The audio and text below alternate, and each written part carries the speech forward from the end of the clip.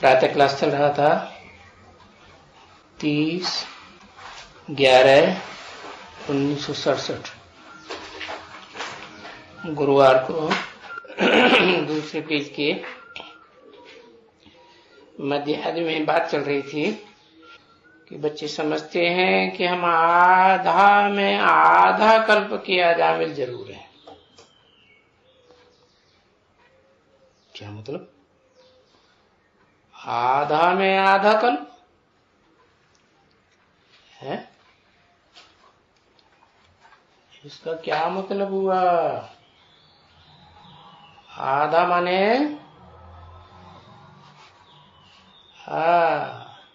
क्या आधा?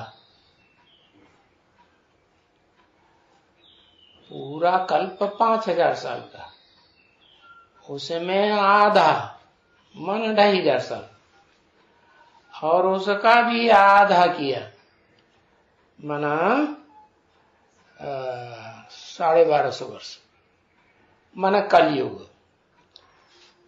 क्योंकि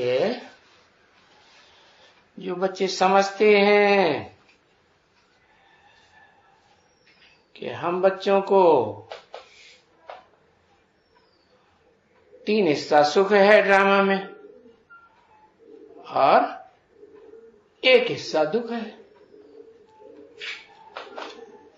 तो और धर्म वालों के लिए ऐसा नहीं है। क्या? उनका आधा सुख आधा दुख।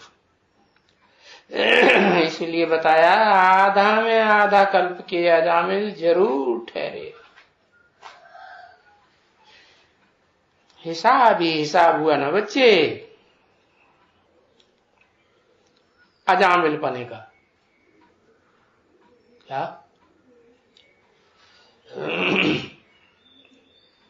आजा माने बकरी और मिल माने मिल गए।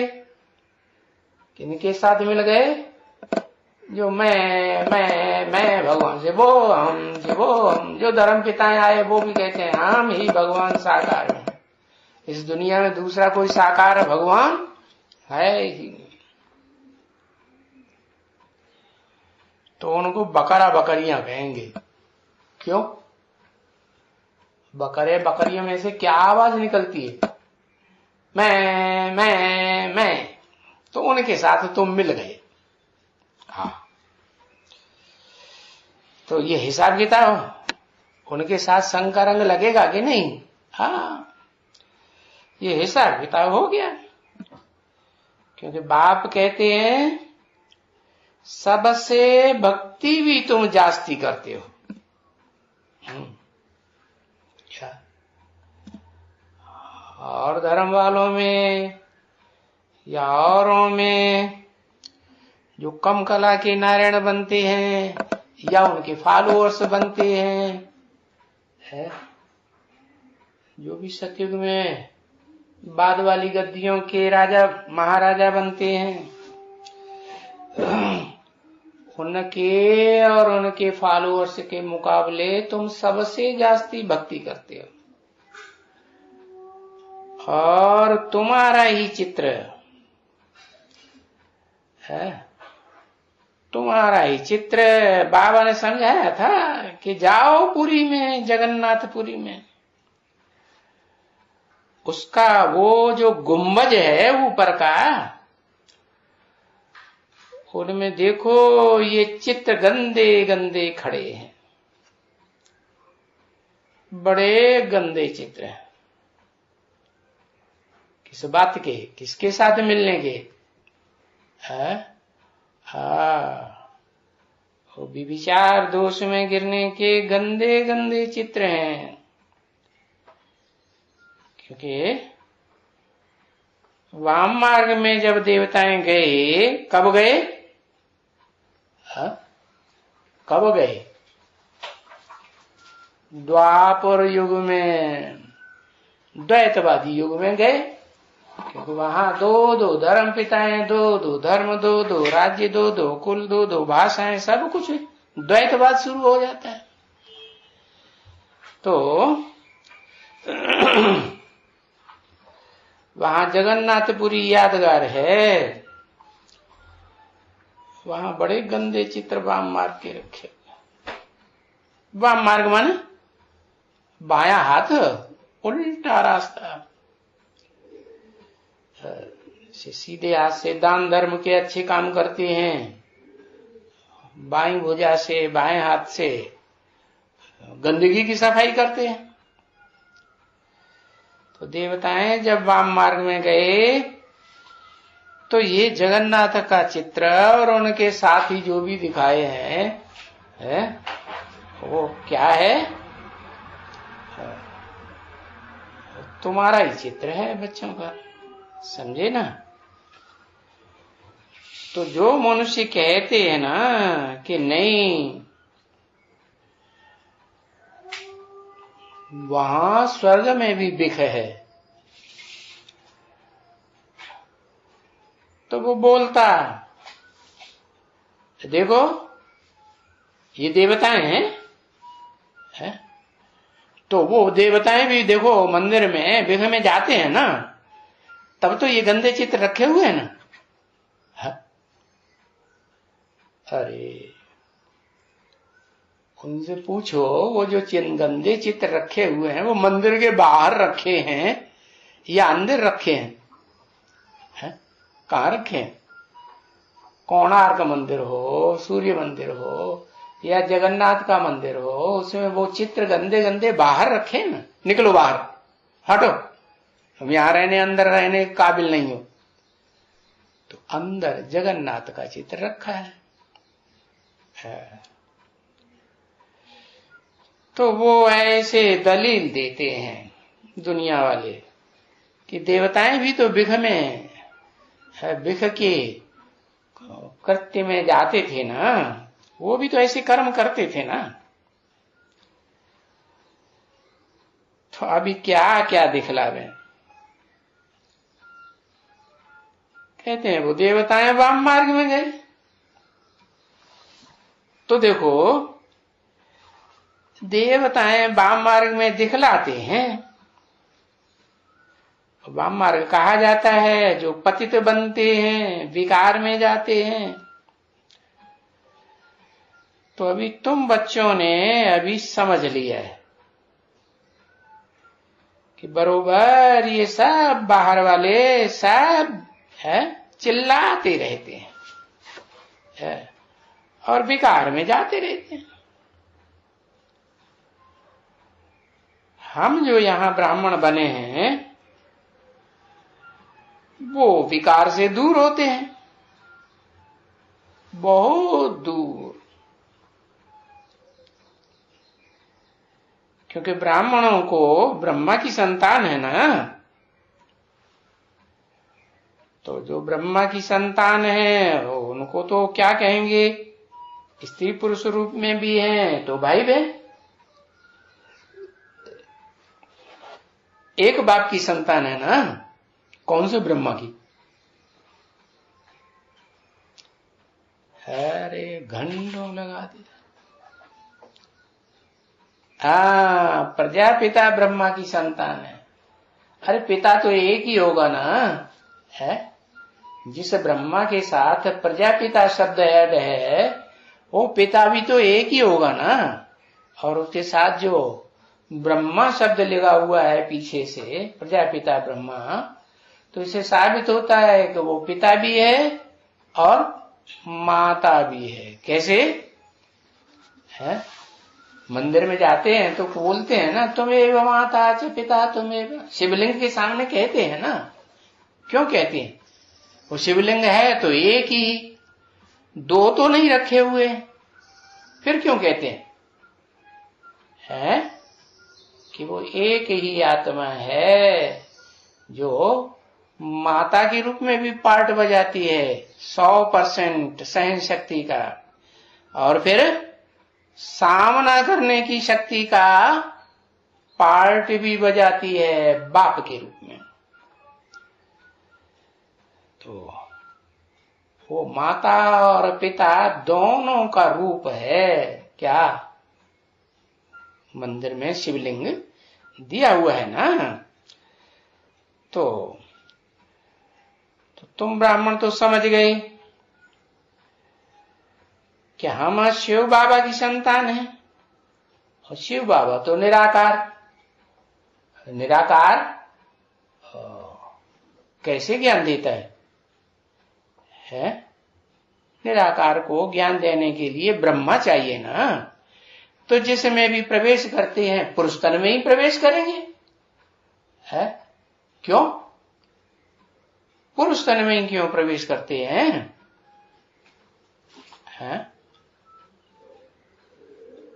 अरे स्त्री चोले में भी प्रवेश कर जाएं?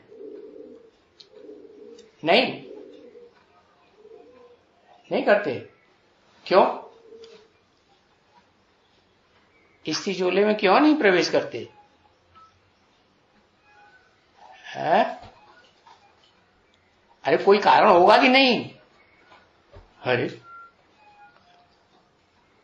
वो कहता हम नहीं बताएंगे। हाँ, सबसे मिलना, सबसे मिलना माने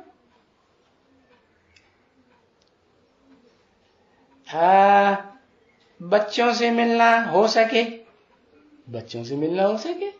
क्यों? मां बच्चों से नहीं मिलती है? हाँ, मां बच्चों से मिल सकती है, लेकिन मां जो है वो दुष्ट बच्चे होंगे, राक्षस संप्रदाय, तो वो तो मां को भी पलूट कर देंगे, है? हाँ, तो बताया कि बाप पुरुष तन लेते हैं, उसको क्या पलूट करेंगे? है? उसके संग के रंग में आएंगे तो क्या पलूट करेंगे? कर सकेंगे? नहीं कर सकेंगे। तो बताया कि मैं जिस पुरुष तन में आता हूं उसका आते ही आते पहले नाम रख देता हूं ब्रह्मा। क्यों? क्योंकि लक्ष्य क्या दिया हुआ है, क्या बनना है, मुझे क्या काम लेना है? मैं खुद ही परम पिता हूं, मेरा भी कोई पिता है क्या? नहीं। तो पिता को क्या चाहिए? है नई सृष्टि रचना है तो माता तो चाहिए ना। तो मुझे माता चाहिए, तो भले पुरुष तन में प्रवेश किया है, लेकिन उसमें गुण, क्वालिटीज और शक्तियां जो हैं वो सारी माता की चाहिए। तो ये माता की शक्तियां चाहिए तो ब्रह्मा तो बनना पड़े, है? ब्रह्मा बने तो सहन कर सके। क्या सहन कर सके? है? क्या सहन कर सके? बच्चों की शैतानियां सहन करे? है? नहीं, महाकाली का रूप धारण कर ले। क्यों? महाकाली को सपोर्ट किसका मिलता है? महाकाल का सपोर्ट मिलता है। उसी शरीर में महाकाल बैठा हुआ है, उसी शरीर में है, स्वभाव संस्कार के आधार पर वो अंदर से है, प्यार भी भरा रहता है। तो बताया तुम ब्रह्मा के बच्चे हुए, प्रजापिता ब्रह्मा के, भाई भी और बहन भी। तो भाई बहन के साथ विकार में जाना ये तो बिल्कुल क्रिमिनल असॉल्ट है। हाँ, है ना बच्ची? ये नामचार बड़ा गंदा हो जाता है समाज में। क्या?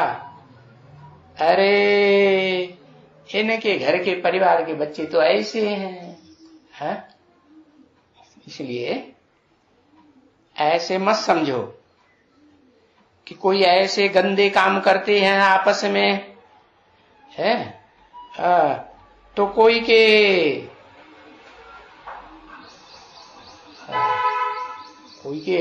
मन बुद्धि में ये बात टचिंग नहीं होती, पता नहीं चलता होगा। दिल से वो कोई हट जाते हैं,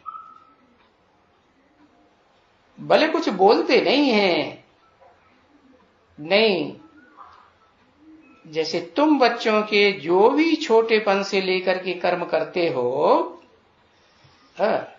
जो बाबा को सुनाते हो ना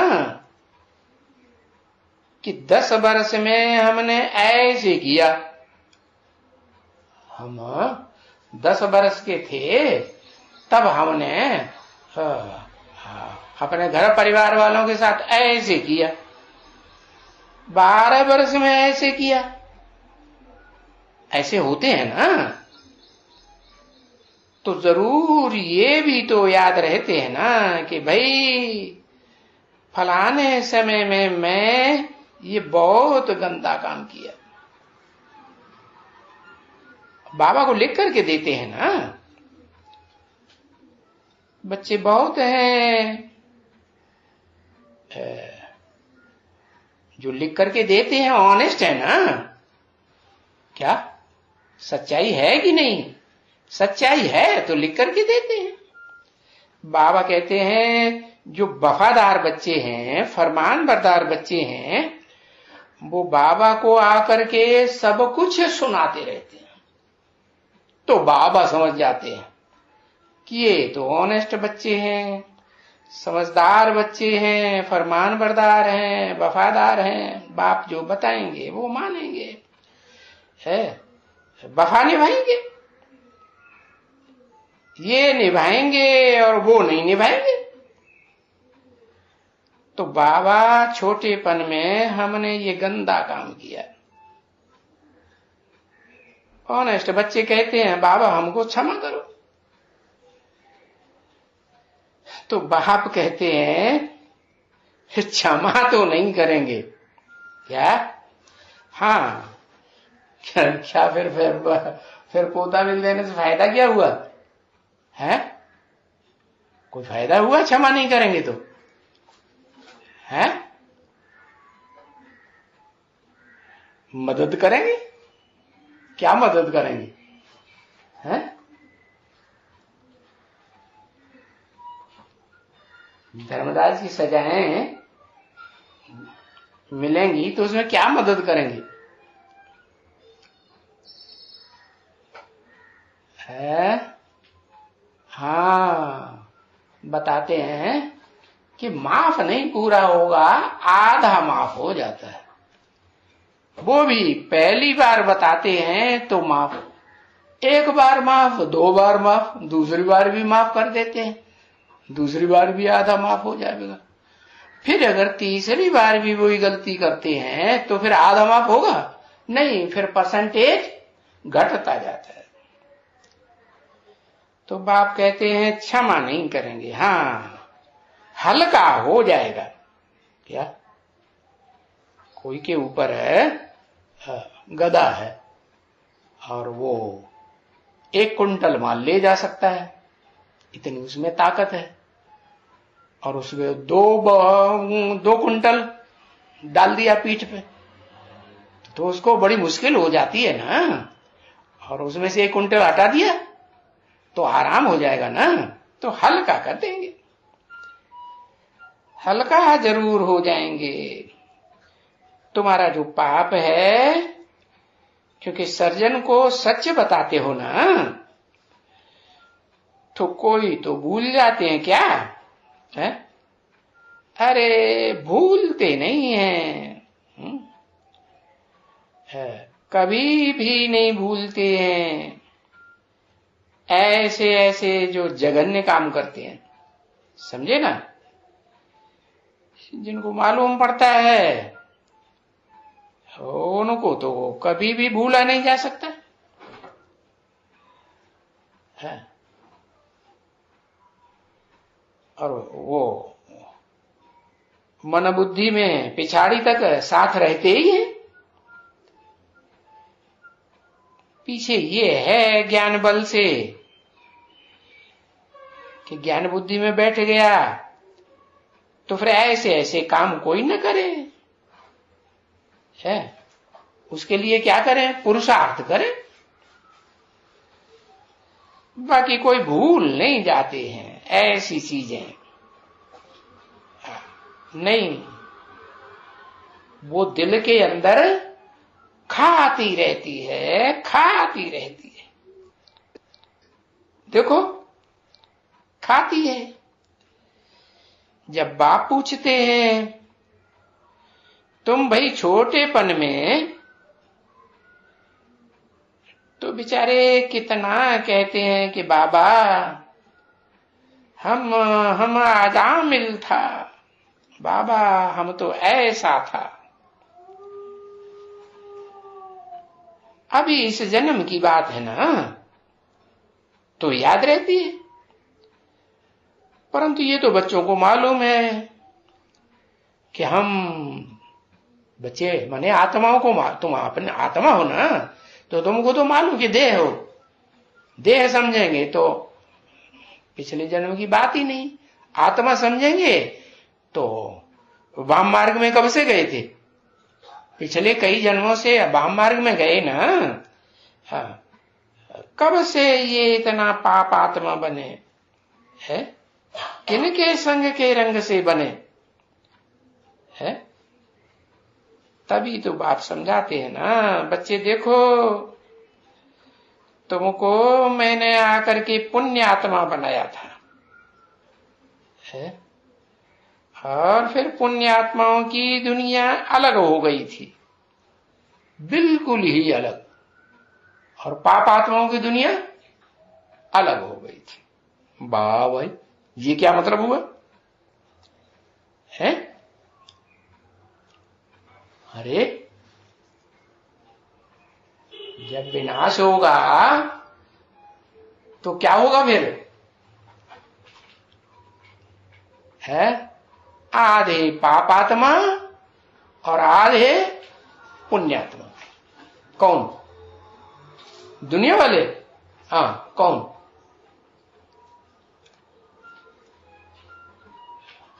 है? हाँ, तुम बच्चों में ही जो पाप आत्मा का पार्ट बजाते हैं, बाप के सामने, बाप आने के बावजूद भी बताते नहीं है, कुछ न कुछ छुपाते हैं, क्योंकि बता दिया अपना पूरा पूरा सच्चा पोता मिल देने वाला कोई कोटों में एक है।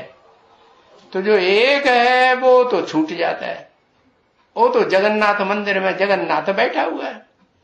हाँ, बाकी जो बाहर देवताओं की मूर्तियां रखी हुई हैं, उनके लिए लोग कहते हैं देखो ये देवताएं भी तो ऐसे करते हैं। अरे वो देवताएं ऐसे जो करते हैं वो कौन सी कैटेगरी के देवताएं हैं? नीची कैटेगरी के देवताएं हैं ना। तो देखो, जब विनाश होगा तो दो हिस्से हो जाएंगे। क्या? ब्राह्मणों की दुनिया में कौन से दो हिस्से हैं? हाँ, बता दिया ना कि जो सुधरते हैं वो तो सुधरते हैं, सुधरने के लिए पुरुषार्थ करते हैं। उन पुरुषार्थ करने वालों में भी दो प्रकार के, कौन कौन से? रुद्रमाला और विजयमाला। रुद्रमाला में जितने भी हैं मां के, वो सारे के सारे, क्या भले 8 में ही क्यों न हो, 8 तो सबसे ऊंचे है ना, वो भी नंबरवार है या नहीं है? पूर्वज है या नहीं है? किसके पूर्वज?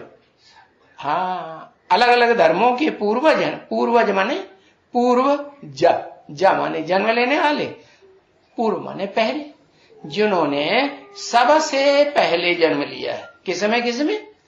कोई ने इस्लाम धर्म में, इस्लाम धर्म के जितने भी हैं, चाहे इस्लाम धर्म के पक्के हों, चाहे इस्लाम धर्म में कन्वर्ट होने वाले हों, उनके बीच में जो अव्वल नंबर है, समझा? एक एक ग्रुप का, इस्लामी हो, बौद्धी हो, क्रिश्चियन हो, उनके सहयोगी धर्म हो, तो उनमें जो ऐसा 8 में से हैं जो पूर्वज है, पूर्व समझा? सबसे पहले, उनसे पहले और किसी ने जन्म, उनसे पहले उस ग्रुप में और किसी की प्रत्यक्षता होती ही नहीं। तो देखो, दो ग्रुप हो जाते हैं। रुद्रमाला का ग्रुप, उसमें 8 जो है वो नंबरवार है ना। हाँ, 9 का भी ग्रुप होता है, 9 की अंगूठी बनाते हैं ना, उसमें एक वैल्यूलेस और 8 वैल्यू वाली है। तो जो 8 है उनमें भी कोई अव्वल है या नहीं है? हाँ, उनमें भी अव्वल है। तो जो अव्वल है वो यादगार दिखाई है मंदिर में जगन्नाथ, और बाकी सब नंबरवार है ना। हाँ, तो बताया ये रुद्रमाला के जितने भी मणके हैं वो सारे के सारे पापात्माएं हैं। सिर्फ जिस मैं मुकर्रर रथ में प्रवेश करता हूं उसका नाम शास्त्रों में भी दिया है धवल, श्वेत। श्वेत का मतलब बल संग के रंग में आकर के हिंसा के कर्म किए हैं, परंतु फिर भी भाव क्या रहा? भाव क्या रहा? दुष्ट भाव रहा या अच्छा भाव रहा? अच्छा भाव रहा। क्या अच्छा भाव रहा? अच्छा भाव ये रहा कि जो इनका अगर मुकाबला नहीं करेंगे तो ये सारे समाज को, सारे भारत को, भारतवासियों को नष्ट कर देंगे संग के रंग से। इसलिए उनसे टक्कर लेना, हिंसा का जवाब हिंसा से देना जरूरी हो गया। तो उनको क्या कहेंगे? उनको क्या कहेंगे? उन्होंने अच्छा काम किया, बुरा काम किया, भावना क्या रही? अच्छी भावना रही ना। हाँ, तो तू बताया उस एक को छोड़ करके रुद्रमाला में सारे ही दूसरे दूसरे धर्म के बीज हैं क्या? नहीं समझा? हाँ, और विजयमाला में, विजयमाला है ही चंद्रवंशियों की। चंद्रवंशियों में भी भले कलाएं हैं, 16 कला वाले भी हैं, और कैसे कैसे हैं? हाँ, कलाहीन वाले भी हैं, उनकी कलाएं गिरती रहती हैं। तो 16 कलाएं हैं, 16 में से 8 ऐसी हैं जो बिल्कुल अंधेरे की तरफ, और 8 ऐसी हैं जो बिल्कुल उजाले की तरफ बढ़ते हैं। तो बताया जो चंद्रमा की कलाओं में भी गिरती हुई कलाओं वाले हैं तो चंद्रवंशी, लेकिन फिर गिरती कलाओं के हैं तो वो दूसरे धर्म में कन्वर्ट हो जाते हैं। तो 2 प्रकार के हो गए। एक विजयमाला वाले, कौन से? विजयमाला में जो असल चंद्रवंशी हैं। कैसे चंद्रवंशी? कितने कला वाले? 16 कला संपूर्ण के कम नहीं। हाँ, तो 16 कला संपूर्ण जो हैं वो ग्रुप अलग कर दो, जहां से जिनके ग्रुप से विजयमाला तैयार होती है ना। हाँ, तो वो ठंडे दिमाग वाले, और रुद्रमाला गरम दिमाग वाले। तो गर्मी किसको चढ़ती है? कामी क्रोधी को गर्मी चढ़ती है, या जिनमें काम और क्रोध कम होता है उनमें गर्मी चढ़ती है? माताएं कैसा पार्ट बजाती हैं? कन्याएं दुर्योधन दुशासन जैसा पार्ट बजाती हैं? नहीं बजाती। तो बताया 2 ग्रुप हो जाते हैं। रुद्रमाला का ग्रुप एक तरफ और विजयमाला का ग्रुप एक तरफ। तो जो विजयमाला है, जिन्होंने विजय पहनी काहे के ऊपर? विकारों के ऊपर। हाँ, तो वो जन्म जन्मांतर के स्वभाव संस्कार कैसे हैं? स्त्री चोले के हैं या पुरुष चोले के हैं? पुरुष चोलों के हैं, विजयमाला वालों के। हाँ, स्त्री चोले के संस्कार हैं, तो वो आराम से विजय पाते हैं तो नंबरवार। और वो विजय पाने वाले, वो फिर ऐसी दुनिया उनकी तैयार होती है जिसे कहते हैं विष्णु कुल। विष्णु कैसे? विष्णु तो तब कहा जाता है जब एक पुरुष और एक स्त्री दोनों के संस्कार मिलकर के एक हो जाएं, 100% बराबर हो जाएं, तो कहेंगे विष्णु। तो फिर विजयमाला में कैसे है? संस्कार मिलकर के एक कैसे होते हैं?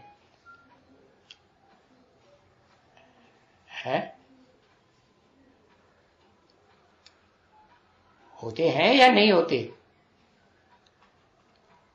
हैं? हाँ, बताया कि जब नई दुनिया स्थापन होती है तो उस नई दुनिया में जो कंट्रोल करने वाले हैं वो प्रवृत्ति मार्ग वाले हैं या निवृत्ति मार्ग वाले? प्रवृत्ति वाले हैं ना। तो ऐसे तो नहीं है कि एक ही होगा, है जगन्नाथ ही होगा। जगन्नाथ के साथ कोई और भी होगा नाथने वाला, नंबरवार होंगे ना। नाथने वाले माने कंट्रोल करने वाले। तो दूसरा कौन होगा?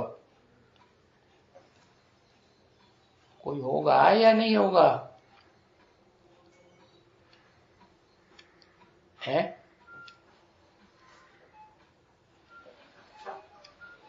जगदम्बा। अच्छा, वो तो वाम मार्गी है। वाम मार्ग का रुद्रमाला में भी बाई ओर है या दाई ओर है? बाई ओर है, तो उसकी तो बात ही नहीं। हाँ, दाई ओर के मणकों में जो नजदीक मणका है वो कौन सा कहेंगे? है सुभद्रा। उसको नाम भी देते हैं कुबेर। शास्त्रों में भी लिखा हुआ है कि शिव ने अगर दोस्ती की तो किसके साथ की? 8 दिग्पालों के साथ, 8 वसु के साथ दोस्ती नहीं की पक्की। किसके साथ की? कुबेर के साथ दोस्ती की। क्योंकि वो आत्मा जो है ना, जब नई दुनिया तैयार होती है, नई नई राजधानी तैयार होती है छोटी सी, तो उस छोटी सी राजधानी में कौन पहले सहयोगी बनता है? वो कुबेर ही पहले सहयोगी बनता है। उसका नाम फिर काशी भी दिया हुआ है। काशी माने तेज, काय का तेज? याद का तेज। याद का तेज माना जो सहयोगिनी शक्ति बनती है, भले भाई बहन है या पति पत्नी है, भाई बहन है, तो भाई बहन के रूप में जो राजधानी तैयार करने में सहयोग दिया और उस स्टेज को प्राप्त भी किया। कौन सी स्टेज है? कि बाप के बच्चे बनकर रहे हैं, तो उस स्टेज तक पहुंचे हैं जहां जो बाप दुनिया बनाने वाले हैं, जिसमें भाई बहन बन के रहेंगे। कैसे? इंद्रियों से, काम इंद्रिय से वहां कोई कर्म होता ही नहीं, तो उनमें श्रेष्ठ थे श्रेष्ठ। निरहंकारी, निर्विकारी और निराकारी स्टेज, तो नाम दिया जाता है योगीश्वर। तो साथी का नाम योगिनी होगा कि नहीं? हाँ, योगिनी। तो दोनों मिलकर के जो दुनिया तैयार करते हैं, उनमें स्त्री चोला वाला कौन है और दुर्योधन चोला वो कौन है? वो तो बताया जगन्नाथ। लेकिन जगन्नाथ जो है उसमें वो तो शरीर ही कैसा बन जाता है। जगन्नाथ की आत्मा तो चलो आत्मा तो चैतन्य है, ज्ञान उसमें धस जाता है, और शरीर में ज्ञान धसता है उतना है, शरीर में तो नहीं।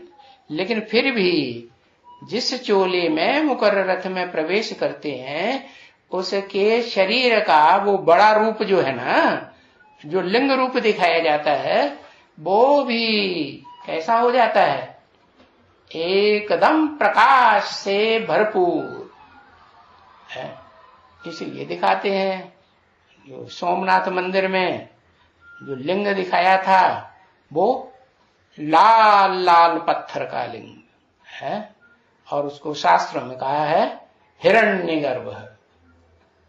गर्भ तो माता का होता है ना। हाँ, कैसे रंग का?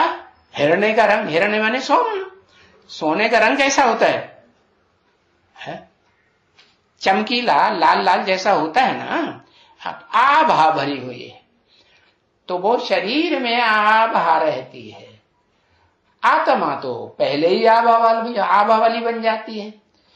तो बताया उस एक के संग के रंग से वो जो आत्मा है राइटियस है, कुबेर जिसे कहा गया, वो मित्रता करने काबिल बनती है, क्योंकि राजधानी स्थापन करने में सहयोगी बनी।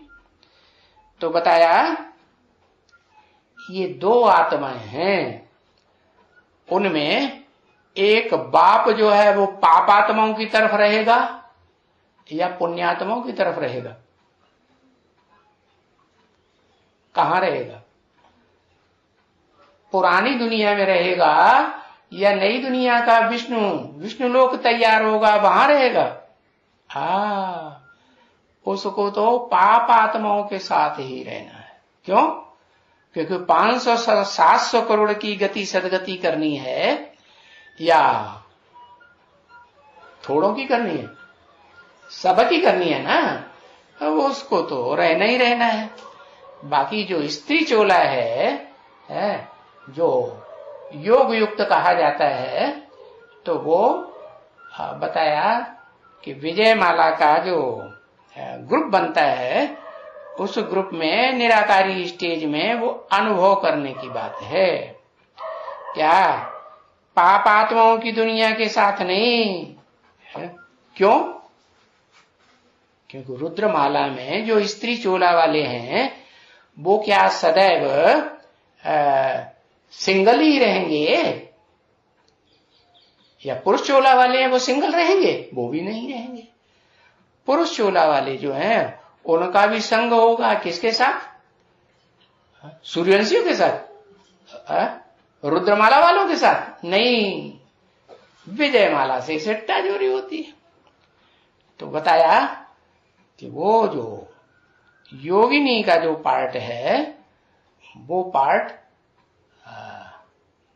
पुरुषार्थ करने वाले बच्चों में, कन्याओं माताओं के बीच में भी जो पवित्रता का पुरुषार्थ है, वो सबसे ऊंचा रहता है या नीचा रहता है? गुरु का रहता है या चेले का रहता है? गुरु का रहता है। जो बाबा ने समझाया, कन्याओं माताओं को समझाएं और पुरुषों को समझाएं। तो विजय माला में तो सब स्वभाव संस्कार से कन्याएं हैं, तो उनको समझाने वाली कौन है? वही योगिनी। तो असर कब पड़ेगा? अपने अंदर पवित्रता होगी तो उन पवित्र आत्माओं के ऊपर असर पड़ेगा, कि अपने अंदर ही नहीं होगी तो असर पड़ेगा है? अंदर होगी तो असर पड़ेगा। तो बताया कि पाप आत्माओं की दुनिया अलग हो जाती हो, पाप आत्माओं के साथ उन्हें रहना पड़े है, और पुण्य आत्माओं की दुनिया अलग हो जाती है। वो कहां रहती है? विष्णु लोक में। तो विष्णु लोक में तो पावरफुल दो आत्माएं होनी चाहिए। विजयमाला से हेड एक और रुद्रमाला से भी एक हेड। कौन सी? पुरुष चोला वाली? नहीं, स्त्री चोला वाली। कौन?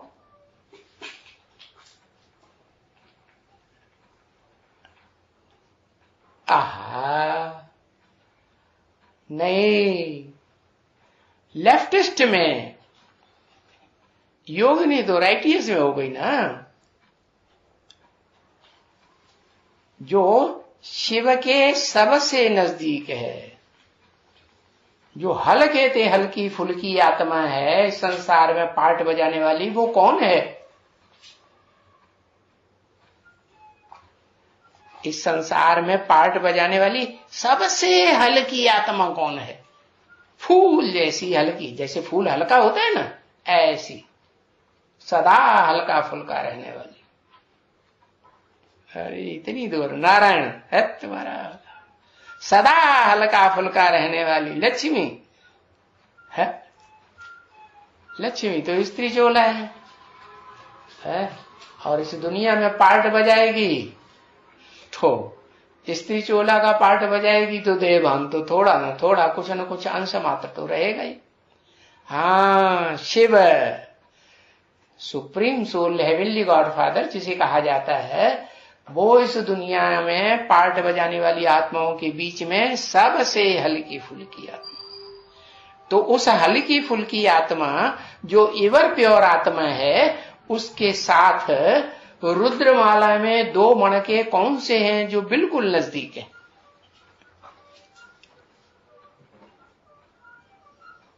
है?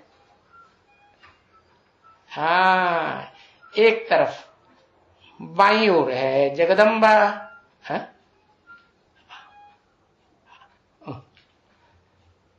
बाईं ओर है जगदम्बा और दाईं ओर है कौन? जगत पिता।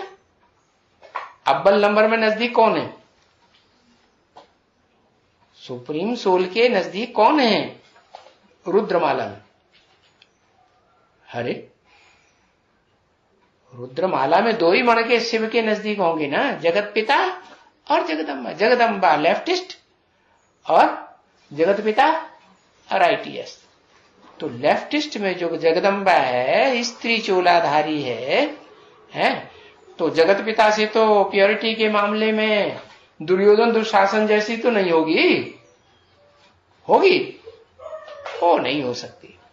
लेकिन फिर भी स्त्री चोला है, स्त्री चोला है और वो दुर्योधन दुशासन जैसी नहीं भी है, तो भी पावरफुल है कि नहीं?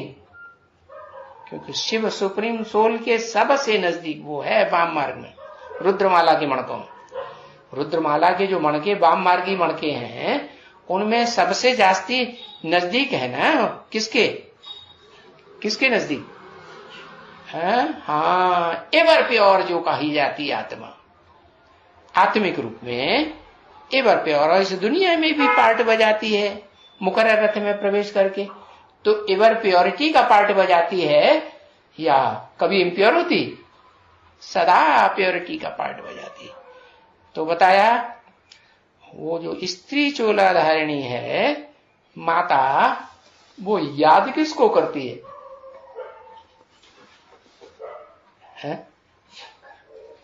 लिखो एक अक्षर। हाँ, मुकर्रर रथधारी को याद करती है। क्यों? क्योंकि बताया हुआ है कि जो अव्यक्त स्थिति है निराकार आत्मा जब तक निराकारी न बने तब तक निराकार को याद करना बहुत कठिन है। और किसको कठिन है? पुरुष चोला वालों को, जो धर्म पिताएं हैं पावरफुल, उनके लिए कठिन है, या जो स्त्री चोलाधारी हैं उनके लिए कठिन है? अक्षर लिखो ये। स्त्री चोलाधारी जो हैं उनका देहभान खत्म नहीं हो पाता जल्दी। तो बताया कि देहभान खत्म न होने की वजह से वो लेफ्टिस्ट होने के बावजूद भी जगदम्बा याद किसको करती है? जगत पिता को याद करती है। और जगत पिता जब संपन्न बनेगा तो वो भी संपन्न बनेगी या नहीं बनेगी? संपन्न बनती है। तो इसलिए बताया कि वो जगदम्बा, स्त्री चूलाधारिणी, और जो विजय माला है उसमें अव्वल नंबर का मणका कौन? लक्ष्मी, राधा। तो ये दोनों के स्वभाव संस्कार मिलकर के एक हो जाते हैं। कैसे? अरे कड़क स्वभाव किसका है? लक्ष्मी का या जगदम्बा का? जगदम्बा का कड़क स्वभाव। और क्योंकि रुद्रमाला का मणका है। और लक्ष्मी का चंद्रवंशी है, चंद्रमा। तो चंद्रमा तो ठंडा ही होता है। तो बताया उन ठंडे स्वभाव वालों में वो दोनों मिलकर के स्वभाव संस्कार से एक बने या न बने? बनेंगे। तो दोनों स्वभाव संस्कार से मिलकर के एक बनते हैं, इसलिए वो दोनों के दोनों, स्त्री चूलाधारिणी जगदम्बा और स्त्री चूलाधारी विजयमाला की हेड राधा या लक्ष्मी या पार्वती, जो भी नाम दो, तो वो दोनों विष्णु कुल में रहेंगी आत्मा, या पापात्माओं की दुनिया में रहेंगी? कहाँ रहेंगी?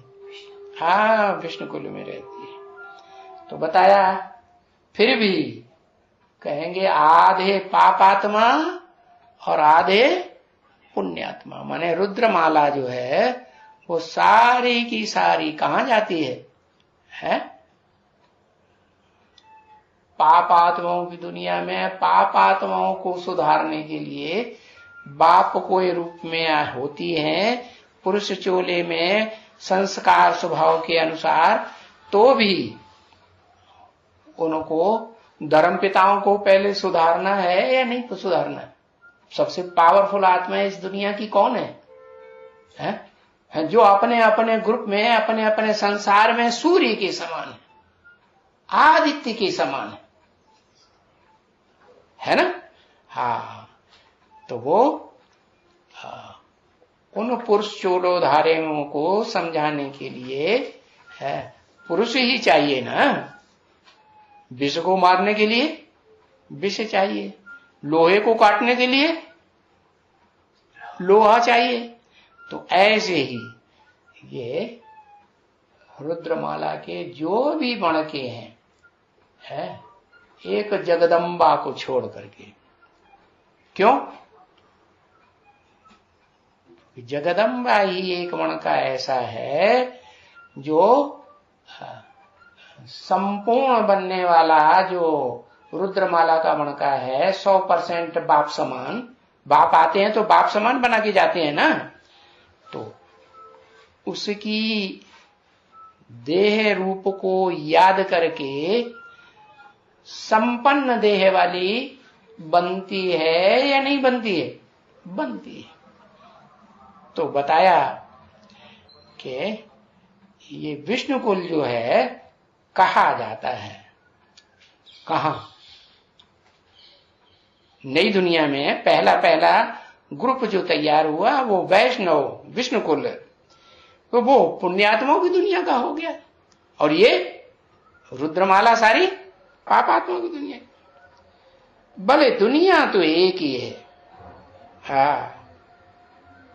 जैसे दो दुनिया बनाते हैं ना नक्शे में, है तो स्कूल में जब दो दुनिया दिखाते हैं नक्शे में, ग्लोब गोल दो चक्कर होते हैं ना, तो एक पीछे होता है और एक आगे होता है। तो आगे वाला दिखाई पड़ेगा पहले और पीछे वाला पीछे वाला नहीं दिखाई पड़ेगा। घुमाएंगे तब ही तो दिखाई पड़ेगा। तो बताया अभी वो तो उनको तो ये मालूम नहीं है, परंतु तुम बच्चे तो समझ गए ना कि दुनिया तो एक ही है। क्या? कौन सी?